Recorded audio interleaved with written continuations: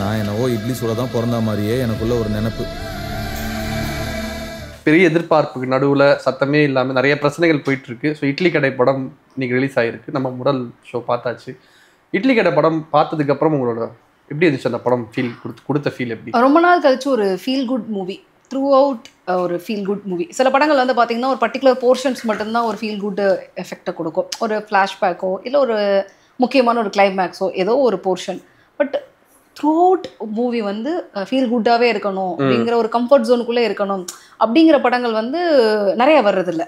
அதுவும் பெரிய ஹீரோக்கள் அந்த மாதிரியான படங்கள் வந்து டச் பண்ணுறதில்ல. இப்போ ராயனுக்கு அப்புறமா நம்ம தனுஷ் எதிர்பார்க்கறது என்னன்னா ஒரு ரத்தமும் சதையும் கலந்த ஒரு பேட்டர்னில் பார்ப்போம். பட் அப்படிப்பட்ட தனுஷ்கிட்ட இருந்து இப்படி த்ரூ அவுட் ஃபீல் குட் மூவியாக வருது அப்படிங்கிறது ரொம்ப ப்ளசண்ட்டாக தான் நான் ஃபீல் பண்ணுறேன். ஓகே. ஸோ எனக்கு இட்லி கடையை பொறுத்த வரைக்கும் ஒரு பெரிய எதிர்பார்ப்பு படத்தில் இல்லை.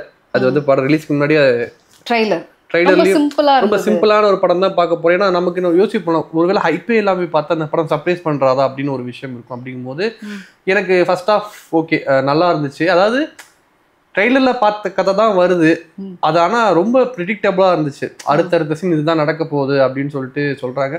அப்புறம் வந்துட்டு படத்துல நிறைய எமோஷனல் சீன் வருது. தனுஷ் சார் அவ்வளோ பாசம் வச்சுக்கிற அப்பா இறந்தப்போ கூட அழுகியே வரல. அம்மா இறந்தது வந்துட்டு பெருசா காட்டும், அங்கேயும் அவர் அழுகவே இல்லை.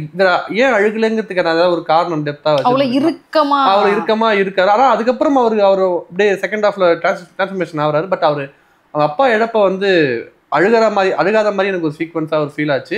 இன்னொன்னு அவர் ஐ மீன் சத்யராஜ் சாரோட கம்பெனில அங்க அவர் போனா 50% இன்க்ரீஸ் ஆகுது, ப்ராஃபிட் கொடுக்குறாரு.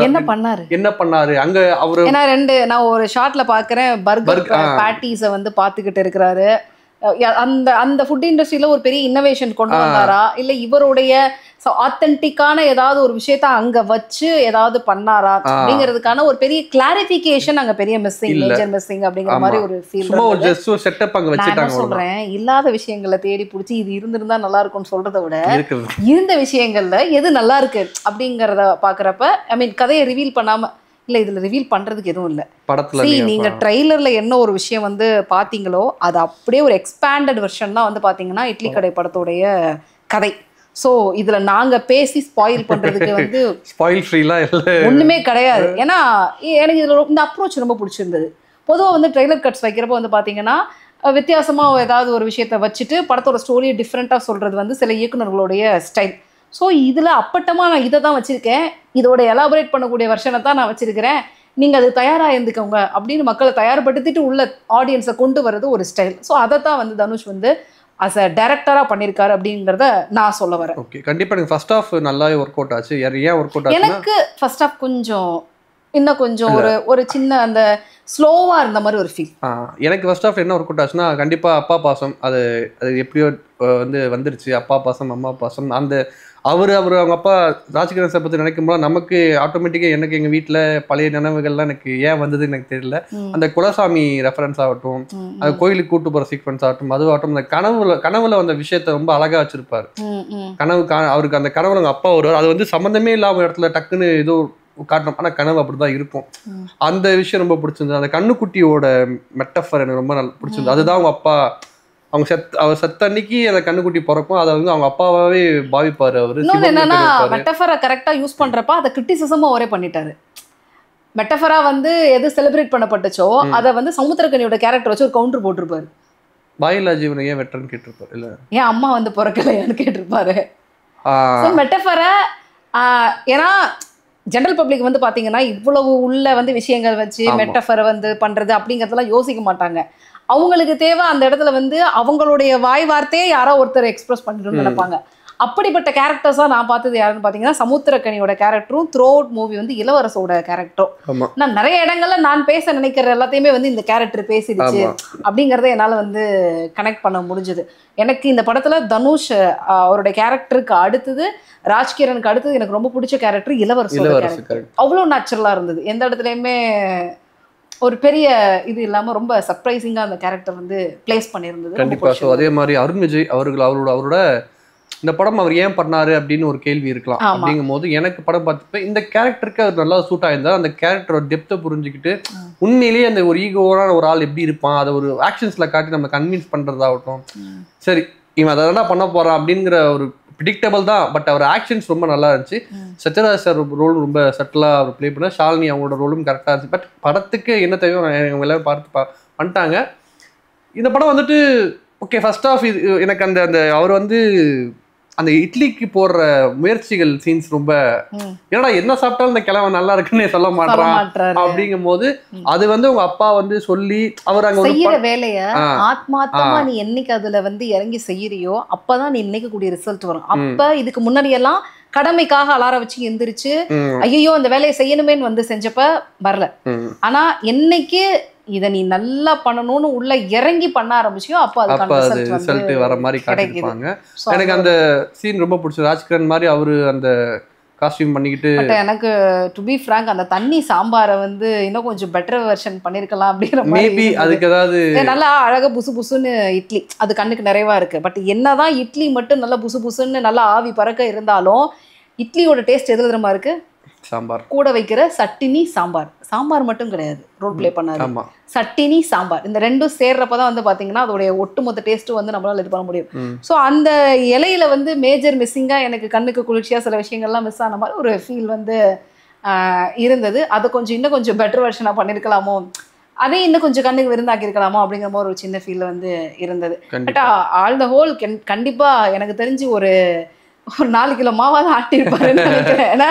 தனுஷ் எல்லாரையும் ஆட்ட வச்சுட்டாங்க. ஸோ அவங்க லைஃப்ல ஒரு பெரிய எக்ஸ்பீரியன்ஸ் தான் இந்த மாவாட்டுறதுங்கிறது. கமிங் டு நித்யா மேனனுடைய கேரக்டர். ஸோ பரோட்டா கடையில இருந்து இட்லி கடைக்கு வந்து ப்ரோமோட் ஆகி கேடு இட்லி உடம்புக்கு நல்லது அப்படின்னு அதை வச்சு நிறைய மீம்ஸ் வந்து ஏன்னா தலைவன் தலைவியில பரோட்டாவை போடுன்னு பொழந்து கட்டிட்டு அப்படியே கட் பண்ணா இட்லி கடைக்கு வந்துட்டு பரோட்டா கேடு இட்லிக்கு நல்லதுன்னு சொல்றது சி மூவி கேரக்டர் இது. அது ஒரு மாதிரி வேணும்லாம் வச்சிருக்க மாட்டாங்க. அது அப்படி அதுல வந்துட்டு சமுத்திரக்கனி பரோட்டா கடை வச்சிருக்காரு, அதனால அதை யூஸ் பண்ணிருக்காங்களே தவிர மத்தபடி ஒண்ணுல. இன்டர்வல் ஓகே, ஒரு ஒரு ஒரு கமர்ஷியல் படத்துக்கான ஒரு இன்டர்வல் அதெல்லாம் எல்லாமே இருக்கு. பட் அவங்க அப்பா சொன்னதுனால அகிம்சை தான் சிறந்த ஆயுதம் அப்படிங்கறதுனால அது செகண்ட் ஹாஃப்ல இருந்து அவர் அதை ஃபாலோ பண்ண ஆரம்பிச்சாரு. பட் அது என்னன்னா ஒரு கட்டத்துக்கு மேல ரொம்ப ஆடியன்ஸை வந்து பொறுமையை சோதிக்கிற மாதிரி இருந்தது. எப்போவுமே ஹீரோவோட கதாபாத்திரங்கிறது இயல்புக்கு மீறினது தான். அதை மாதிரி நம்ம ரியல் லைஃப்பில் ரியாக்ட் பண்ண முடியாது. அதனால தான் அவங்க ஹீரோவாக செலிப்ரேட் பண்ணப்படுறாங்க. அப்போ நம்ம ரியல் லைஃப்பில் டே டு டே லைஃப்பில் நம்ம வீட்டில் நடக்கக்கூடிய ஒரு கதை தான் அப்படிங்கிறத எடுக்கிறப்ப இயல்புக்கு மீறி சில விஷயங்கள் நடக்கிறப்ப ஒரு சின்ன ஒரு இது வரும் தெரியுமா? ஈஸி இப்போ நான் வந்து உங்களோட பொறுமையை சோதிக்கிறேன். ஃபர்ஸ்ட் டைம் கொஞ்சம் சலிச்சுட்டு போவீங்க, 2வது தடவை பண்ணுறேன், 3வது தடவை உங்களோட ரியாக்ஷன் எப்படி இருக்கும்? இதே மாதிரி அமைதியாக பார்த்துட்டு இருப்பீங்களா? உங்க மனசுல இருக்க ஒட்டுமொத்த வன்மத்தையும் வந்து எடுத்து செஞ்சிருவீங்கல்ல. ஸோ அது வந்து ரொம்ப சினிமாத்தனமா இருந்த மாதிரி ஒரு ஃபீல். அது எவ்வளவுதான் ஒருத்தவங்க வந்து போட்டு பண்றதுக்கு கொஞ்சம் கூட, ஆனா சொல்ல வந்த விஷயம் ஒண்ணுதான், ஒரு சண்டையை வந்து வளர்த்துக்கிட்டே போறதை விட ஒருத்தர் அமைதியான மட்டும்தான் அந்த சண்டை சமாதானத்துக்கு ஆகும் அப்படிங்கிறது ஓகே. ஆனா அது ரொம்ப சினிமாத்தனமா இருந்த மாதிரி ஒரு சின்ன இது அங்கங்க ஒரு பொறுமையை சோதிச்சது அப்படின்னு சொல்லணும். அதே மாதிரி செகண்ட் ஹாஃப்ல வந்துட்டு ஒரு சீக்வன்ஸ் வந்துட்டு ஓகே ரொம்ப ப்ரிடிக்டபிள் தான், அடுத்தடுத்து இதான் நடக்க போகுது அப்படின்னு தெரியும். சமுத்திரக்கனி வீட்டில் போயிட்டு ஐ மீன் அந்த சண்டை போடுவாரு. அந்த சண்டைக்கு அப்புறம் 4 பேர் திருப்பி இவரை தடுக்க வருவாங்க. திருப்பி பார்த்தா ஊரே கலவரமா சண்டையா மாறிடும். அதுதான் அந்த ஊர்ல இருக்கிற எல்லாருமே வந்து தனுஷுக்கு சப்போர்ட் தானே. அப்ப யாரு வந்து அடிச்சுக்கிட்டு இருக்கா? அதான் எனக்கும் புரியல. எது எப்படி அது இவ்வளவு பெரிய அது கலவரமா மாறுச்சுன்னே அது தெரியல. ஏன்னா அவருமே அதே ஊருக்காரன் தான். அப்படிங்கும் போது அவர் தடுக்க தான் 4 பேர் அவரை போட்டு அடிப்பாரு. ஏதோ ஊர் சண்டை மாதிரி ரொம்ப இதா இருந்துச்சு. கரெக்டா அதுக்கப்புறம் வந்துட்டு நான் என்ன சொன்னா சிவனேசன் கதையை ஐ மீன் கடையை எரிக்கும் போது மழை பெஞ்சிடும் நினைச்சிட்டு இருந்தேன். அவரே வந்து அனுப்பிச்சுதான் அது மாதிரி நடக்கல. அப்புறம் இன்னொன்னு நினைச்சேன், கண்டிப்பா அருண் விஜயும் சமுத்திரக்கனி டீம் அப் ஆயிடுவாங்க, 2 பேருக்குமே இவன் தான் எதிரி அப்படிங்கும் போது 2 பேர் டீம் அப், அதுவும் நடக்கல. 2 பேரும் நீங்க எக்ஸ்பெக்ட் பண்ண நிறைய விஷயங்களை வந்து அங்க இல்ல நம்ம ஒண்ணு எதிர்பார்த்தோம், அது நடக்கல.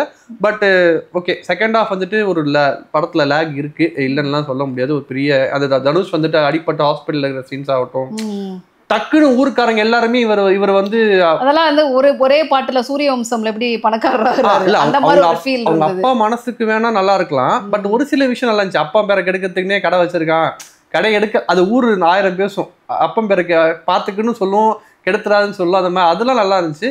பட் டக்குன்னு ஊர் மக்கள் எல்லாருமே அவருக்காண்டி வந்து நிக்கிறாரு. இளவரசு அந்த வேலையை விட்டுட்டு வராரு. அவரு இங்க என்ன ஒர்க் பண்றாரு, ஆமா அது வந்து எனக்கு அவர் பக்கத்து ஊர்னு சொன்னாரு. ஆனா இதே ஊர்ல தனுஷ் கூடயே தான் உட்கார்ந்துருக்காரு, கடையிலே மாவாட்டுறாரு, சட்னி அரைக்கிறாரு, எல்லாமே பண்றாரு.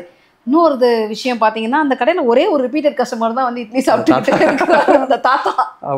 சோ அந்த ஒரு விஷயம் வந்து ரொம்ப வேற கஸ்டமரே இல்லையா, வேற கூட்டத்தை காமிக்கிறாங்க அப்பப்ப. ஆனா ரிப்பீட்டடா வந்து அந்த 2 பேர் வந்து சாப்பிட்றதுல வந்து என்ன லைஃப் சேஞ்ச் மொமெண்ட் நடக்க போகுது அப்படிங்கிற ஒரு சின்ன கிளாரிட்டி மிஸ் ஆயிருந்தது. அந்த இடத்துல இன்னும் கொஞ்சம் சில விஷயங்கள் வந்து யோசிச்சிருக்கலாம்.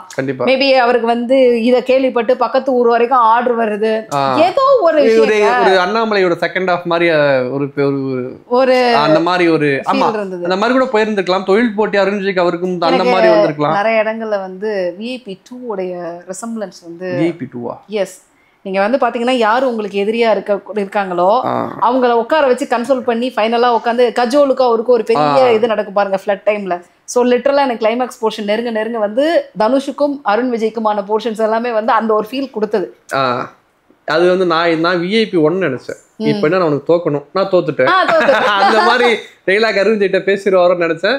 பட் அப்படி இல்ல. பட் எனக்கு அருண் விஜயோட பெர்ஃபார்மன்ஸ் ரொம்ப பிடிச்சி, எனக்கு ரொம்ப பிடிச்சி. இல்ல சீரியஸா அந்த ஈகோவை எனக்கு படம் முழுக்க அருண் விஜய் வன்மத்தை கொட்டுற ஒரு ஆளா பர்சனா தான் இருந்தது. அதுதான் அந்த கேரக்டரோடைய சக்சஸ். சரிங்களா, நீ என்ன பண்ணாலும் நான் வந்து ட்ரிகர் ஆக மாட்டேன் அப்படிங்கறதுல பாயிண்ட்ல தனுஷ் ரொம்ப அந்த கேரக்டர் ரொம்ப தெளிவா இருக்கு. ஆனா நீ என்ன ட்ரிகர் ஆகாம இருக்கிறதா எனக்கு வெறியேத்துதுன்னு சொல்லிட்டு அந்த ஈகோ மொத்தத்தையும் வன்மத்தையும் மனசுல சுமந்துட்டு இருக்கிற ஒரு பெரிய ரோல் பிளே தான் வந்து அவரும் பண்ணியிருந்தாரு. படத்துல வந்து டெக்னிக்கல் இதை பொறுத்த வரைக்கும் எனக்கு மியூசிக் வந்து ரொம்ப பிரகாஷ் ரொம்ப சூப்பரா போடுறாரு. படத்தோட பேக் போன் அவர் தான் சொல்லலாம். நிச்சயமா பிஜிஎம்ஸ் ஆகட்டும், நிறைய இடங்கள்ல சோல்ஃபுல்லா நம்மள வந்து சிங்க் ஆக உட்கார வச்சது. எனக்கு அந்த என்ஜாமி பாட்டு ரொம்ப பிடிச்சிருந்து. என்ன சுகம் பாட்டு 2 பாட்டுமே வந்துட்டு தரமான அதான் ரீலா ரொம்ப நாள் கழிச்சு ரீலா ஒரு பாட்டு ட்ரெண்ட் ஆகாம ஒரு பாடல் ஃபுல்லாவே நல்லா வந்து நான் பார்க்க முடிஞ்சது. நல்லா பண்ணியிருந்திருக்கலாம் அப்படிங்கிற மாதிரி ஒரு செகண்ட் ஹாஃப் போவ.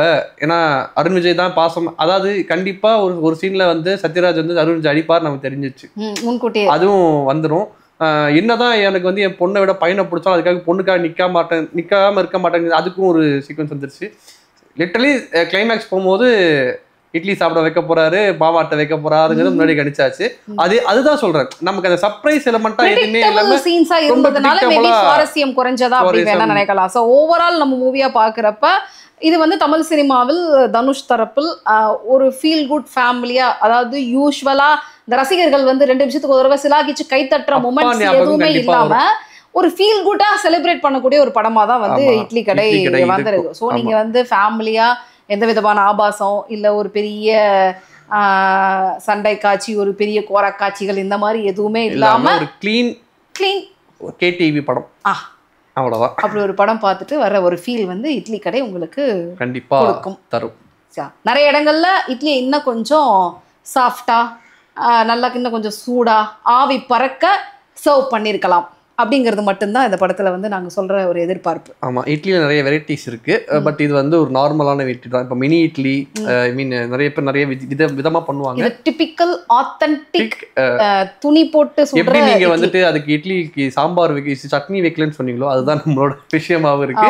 இன்னும் கொஞ்சம் வந்து நல்லா பண்ணியிருந்திருக்கலாம். ஏன்னா தனுஷ் டைரக்ஷன் அப்படிங்கறதுனாலதான் இங்க அந்த கேள்வி வருது. இந்த படம் யார் வேணாலும் இயக்கி இருக்கலாம், தனுஷ் சார் ஏன் பண்றாரு அப்படிங்கும் போது ஒரு கேள்வி வருது. பவர் பாயிண்ட் அளவுக்கு நான் எதிர்பார்த்தேன். அதுதான் எனக்கு அங்க எனக்கு வந்து ஏமாற்றம்னா இப்பயுமே தனுஷோட டைரக்ஷன்ல பவர் பாயிண்ட் தான் ஃபர்ஸ்ட் இடத்துல இருக்கு. ஓகே, நெக்ஸ்ட் அடுத்த படம் என்ன வருதோ நம்ம காந்தாரா பாப்போம், சந்திப்போம்.